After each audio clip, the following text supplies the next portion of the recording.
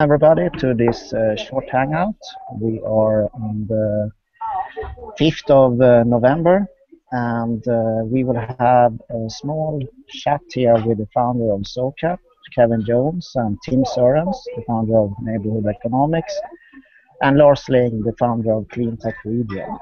And we're looking forward to this small discussion. So why don't you start here by telling a little bit about SoCap, Kevin, shortly. What Sure. is it? Thank you. I'm glad to be here. Thank you.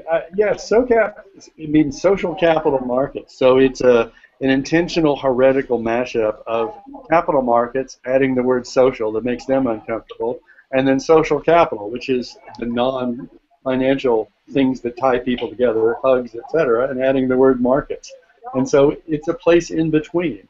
And we call it the market in between money and meaning. It's the place where you look at who you are and who you want to be and what you want to do in the world, and then you invest according to that. So it's not a typical investor conference. It's impact investing, which means you want to put your money proactively toward what the world needs in light of financial disparity and the systemic risk of haves and have-nots, and also climate change. And we bring together, it's the largest conference in the world. It was 2,700 people, a record by about 500 in its 8th year, from 70 countries.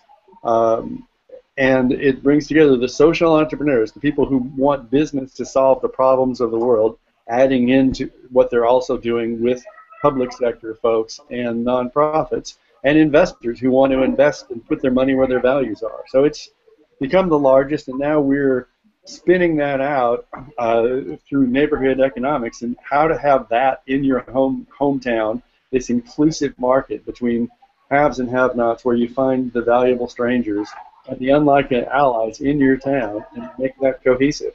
So Tim Sørens is our co-founder of Neighborhood Economics and what we're doing there. And Tim, maybe you could talk about neighborhood economics. Sure, thanks everybody. It's great to be with you. Neighbor economics has, as Kevin said, has come out of SoCap the last few years, both the meaning track of the section of money and meaning, as well as for the last few years place-based investing, and that has been growing, as many of you know. And we've about 2 years ago, we decided to kind of take a leap and say, what if there's a new thing that should happen, a new thing that should be born that takes impact investing, social entrepreneurship, scrappy entrepreneurs in neighborhoods, especially that have been under-resourced, and reimagine what it would look like to accelerate capital to those incredible entrepreneurs. So we did an event in Louisville. It was our first year. It was fantastic. Peter Block, who some of you may know, who's a management consultant and author, was one of our speakers, and he said, I've been doing community development for a long time in Cincinnati. Oftentimes we're missing the economic component. We need to be doing this. And so we've been working with him through his initiative called the Economics of Compassion, and we're going to be coming to Cincinnati November 17th and 18th. And really it's taking the conversations of SoCap, grounding it literally in neighborhoods, and beginning to ask the question of how do we accelerate the flow of capital into neighborhoods.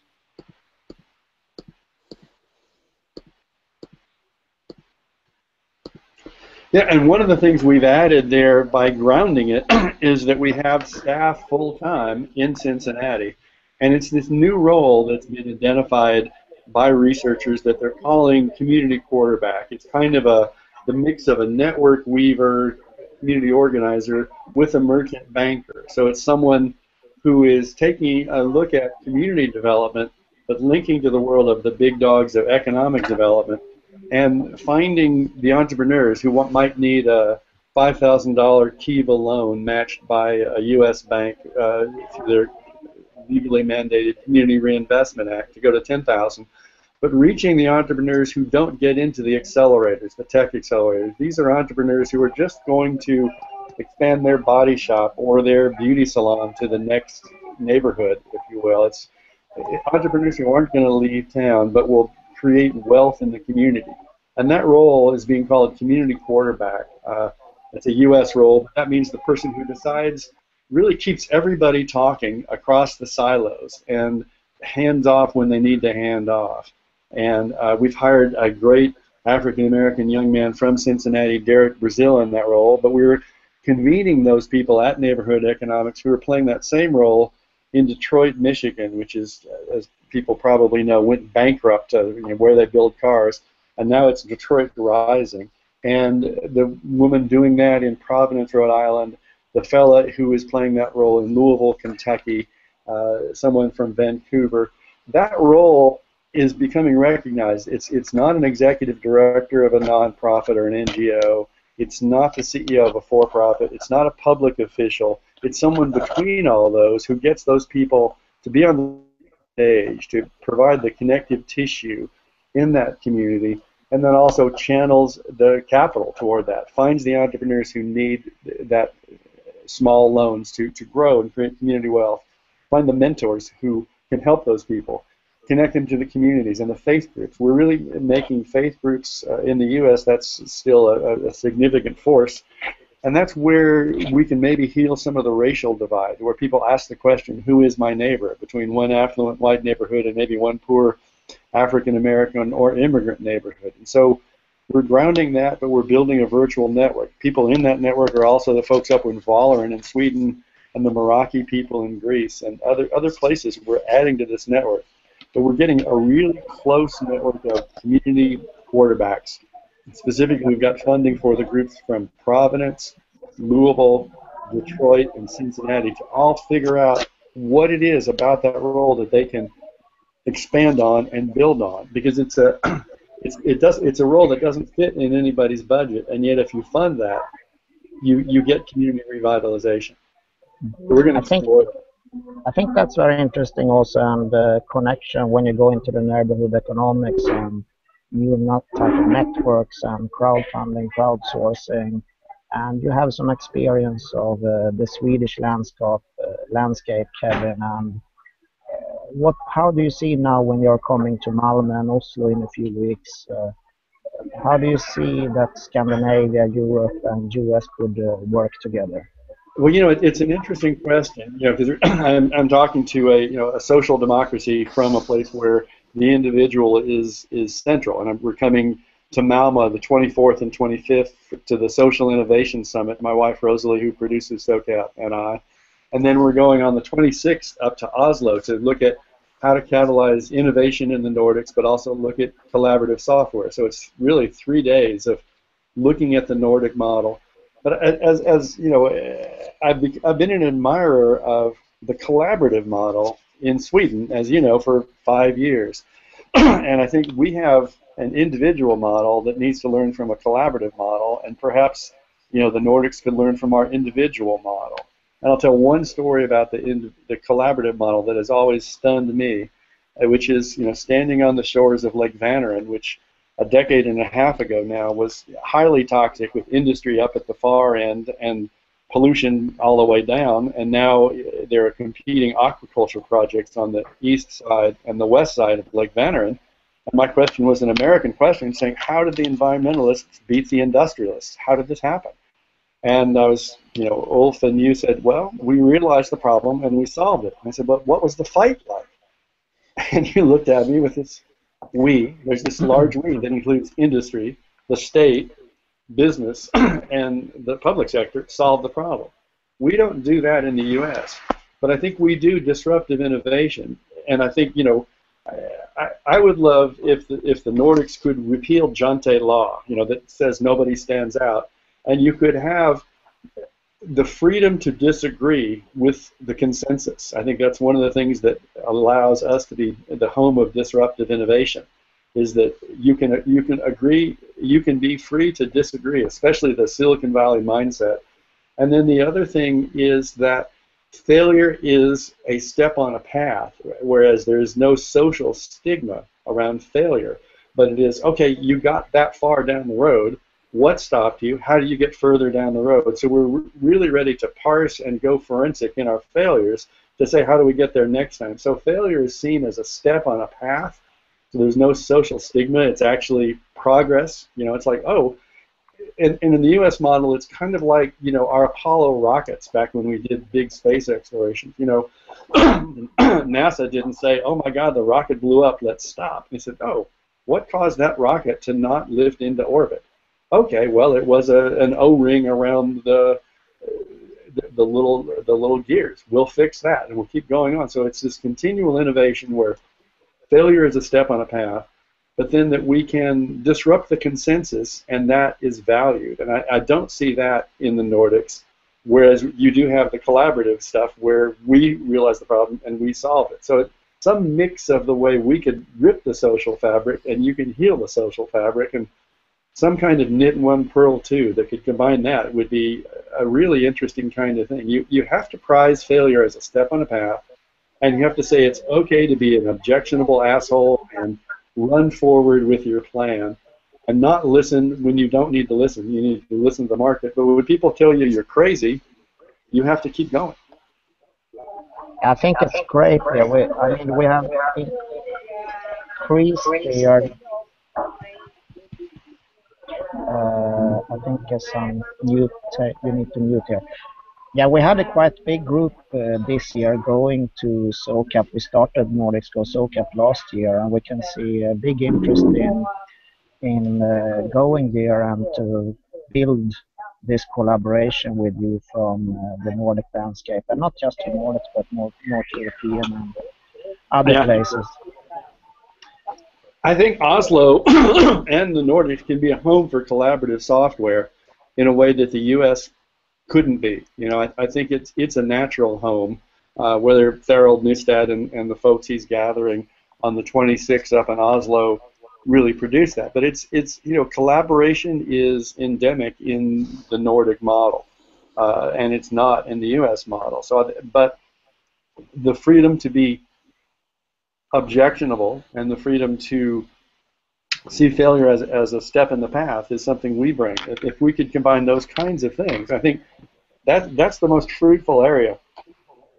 Tim, why don't you chime in on what you think, and then Lars as well. Well, a quick thought is that in the U.S., as Kevin has said, obviously there's a big kind of honoring of the individual, and that's probably true for all of us as human beings, that we want to be able to know that we matter. That's one great longing that humans have. Another is to belong. And so what I'm hearing Kevin say is that we need to figure out, how does the individual own kind of who they are, be able to take risks, stand out, but also belong and be listening to the tribe and be knowing and paying attention. I think from my understanding, that back and forth, that dance, if you will, that happens within every relationship, actually, within every marriage, within every community, every neighborhood. That's a massive task. And if we don't figure that out, not only do we both lose, but because of the major issues of climate change, etc., we're all in trouble. So I feel a deepening sense of urgency that we figure this out together. Yeah, I fully agree with you both, and that's also the reason why me and Bert-Ola, we started the Nordic SOCAP. We fully believe in what you said, Kevin, that the collaboration between the Nordics and the US, that's something that 1 + 1 there would be 5. And we would like to grow that, and it's great that you're actually coming over here to Malmö and Oslo. And next year in April, there's also a big event where we see if we can invite you over as well. But definitely that we want to grow the Nordic group for next year. But to give some glimpses, what's your takeaways from this year's SOCAP, Kevin?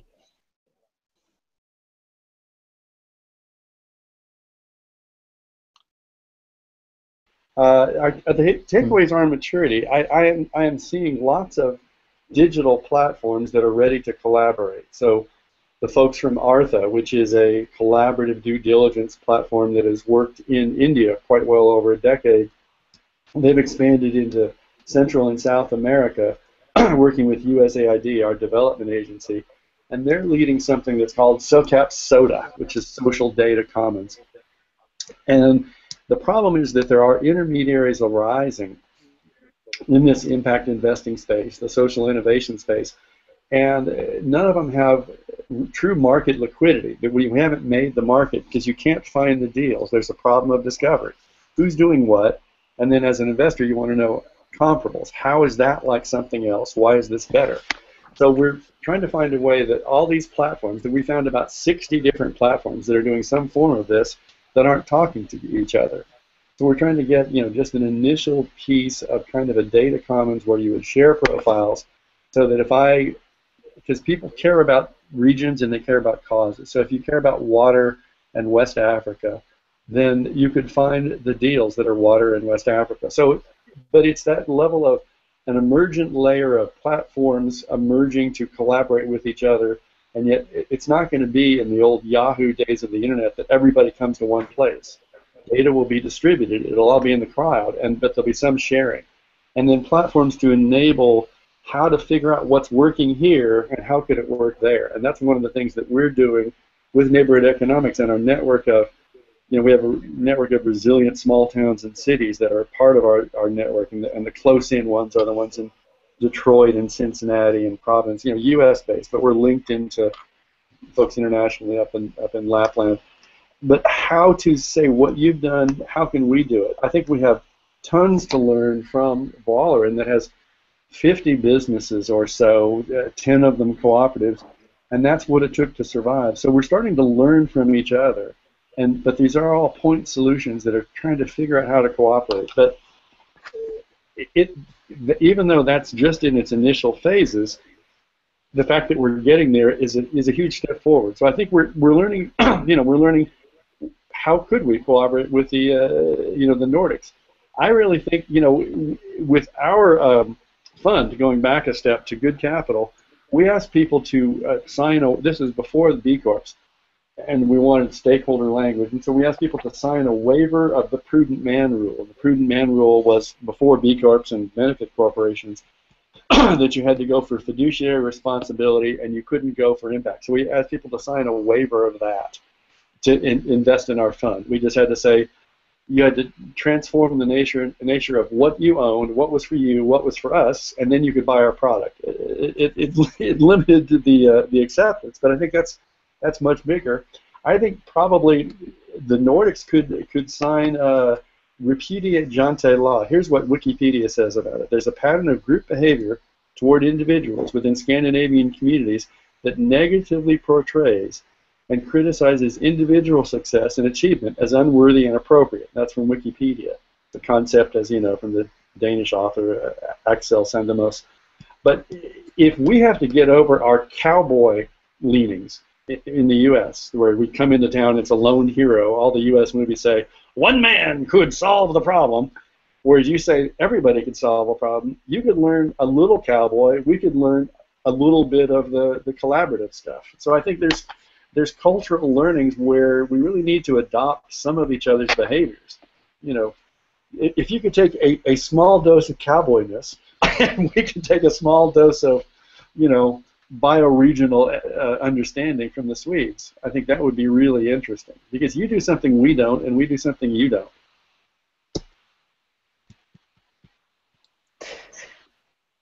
Yeah, no, that's some of the key takeaways. Tim, what with the neighborhood economics, what are you looking for now, forward to here?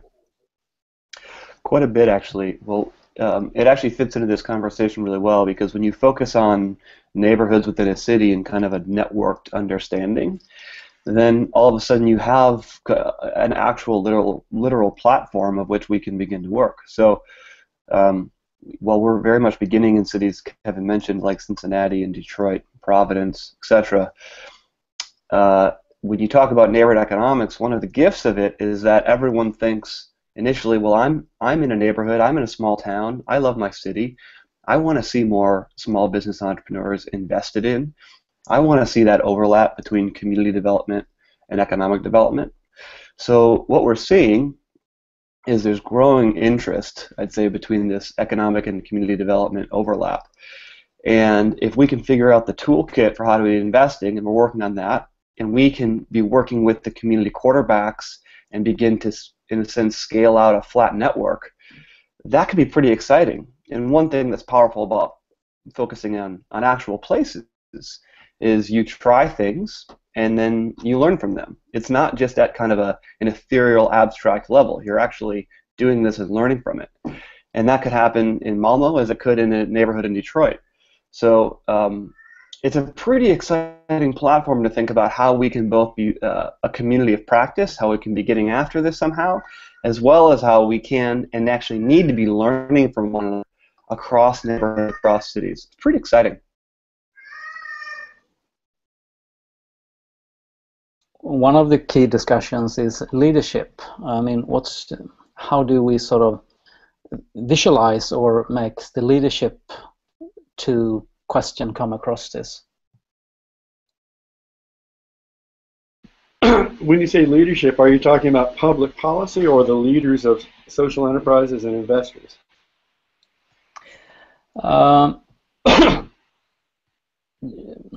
We visited Oakland, for example, and it's important to see how they have succeeded to work in collaboration of the leadership, because you need to have leadership all the way. I mean, you have an individual leadership, you have a public leadership. You need to work together with the leadership.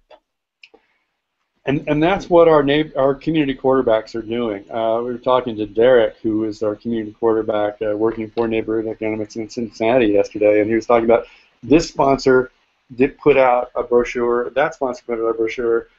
All the other sponsors are unhappy because they weren't listed, but each sponsor was only saying, I'm involved. And so his job is to keep everybody talking to each other who don't usually talk to each other.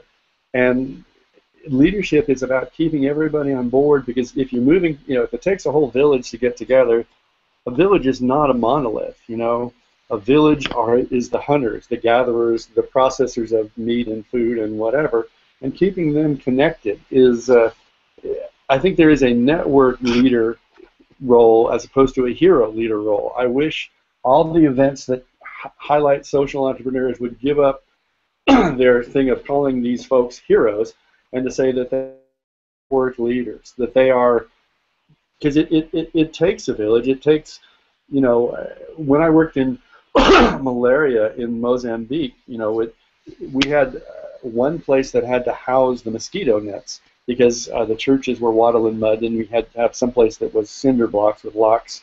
They'd have another partner where the trucks worked most of the time to take the nets to the mothers who gathered at the churches to understand why you needed a net without holes, and also how to do a diagnosis that would get your child prescribed and help save their lives. To tell one story, it took 5 different organizations, and it took 6 or 7 months to get those organizations to actually move nets to tell stories to do a diagnosis. So it's complex processes through a variety of social organizations. There were faith-based, and just to have one example, there were faith-based organizations, there were entrepreneurs, there were health organizations, there was a school that had blocks and on cinder blocks because there's a gray market in nets. And I think everything about social innovation moving forward, you're disturbing something that exists, right? It's not like people are saying, oh, let me give up the way I do things and you take over. I mean, you have to appeal to everybody's self-interest and to help them achieve their own goals.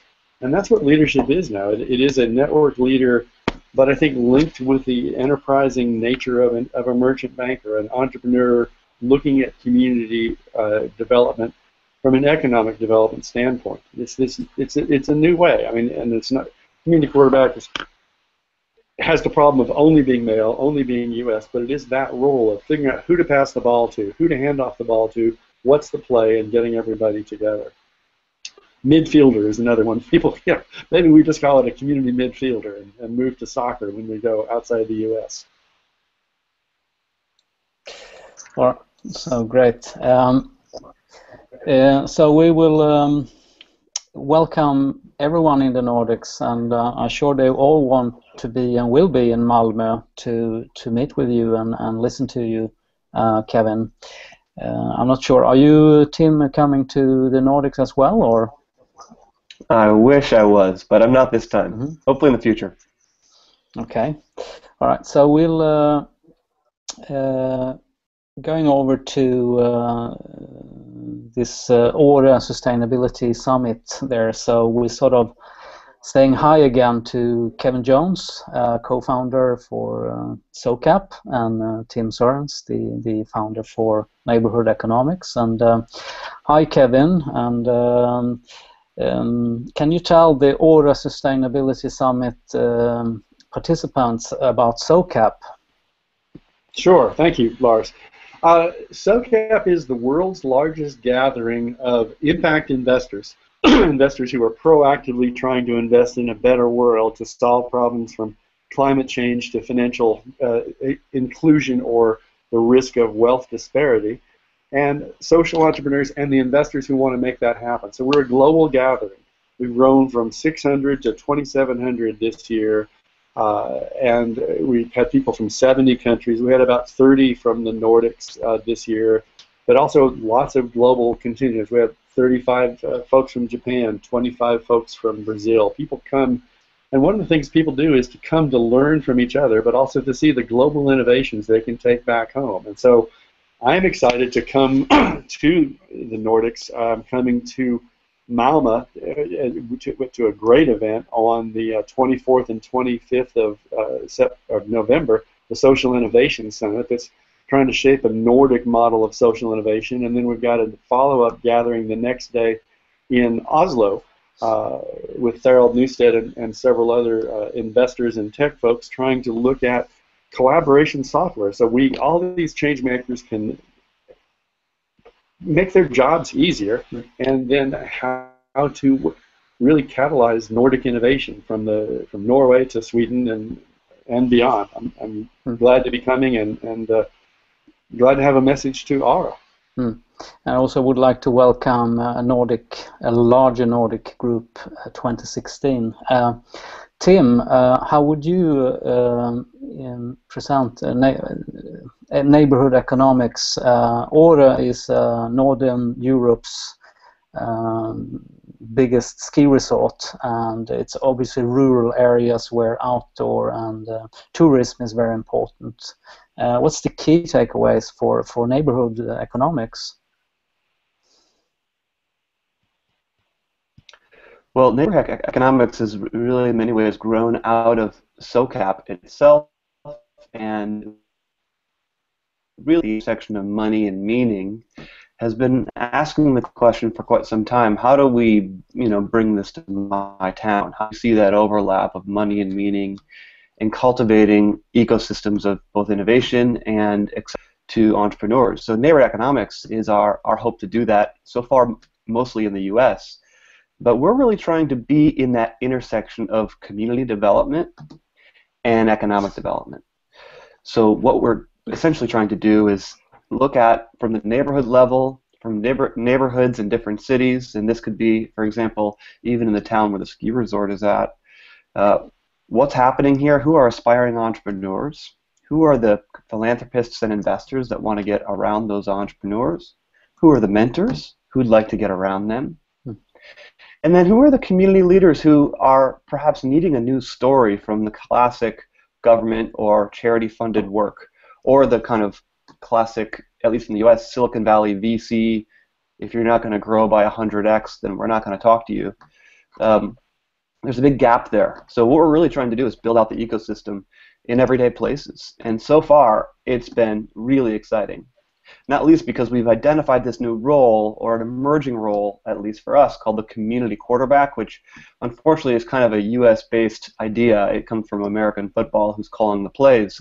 And this is the person who's in the middle. They're trying to keep everybody connected. Sounds like, from what I understand, this is much more of the way that things are rolling in Sweden, which we have a lot to learn from. But we're pretty excited about accelerating the flow of capital, especially in neighborhoods that have been historically under-resourced, and beginning to change the narrative of both community development and economic development.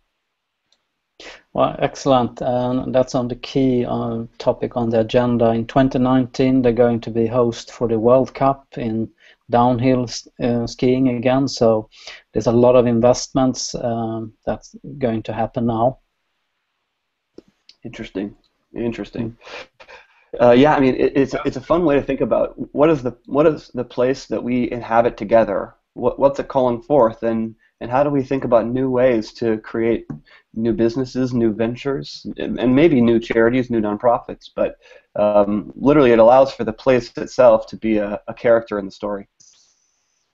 And one more thing on neighborhood economics is that we are creating new funding tools. So new ways to loan to uncollateralized, unrepresented entrepreneurs.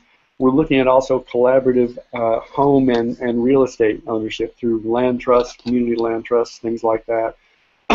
Collaboration around owning electric power, co-op solar, other kinds of things like that, and finding where that works and then helping to plug that in somewhere else. So it's there are a lot of tools that, it's part of taking back the economy from Wall Street to Main Street, and whatever Wall Street is, but really Wall Street really is Wall Street, and dismantling the financialization of the economy to making it more based on local values and retaining that value locally. So as we have more scarce resources, we need to retain more value locally. And there are an increasing number of financial tools, from owning to renting to the sharing economy, all those kinds of things. And we're going to be keeping those going forward. All right, that's thank you very much, Kevin Jones, co-founder for SOCAP, and Tim Sorens, the founder for Neighborhood Economics. Some really interesting takeaways, and we're looking forward to have you in the Nordics, Kevin.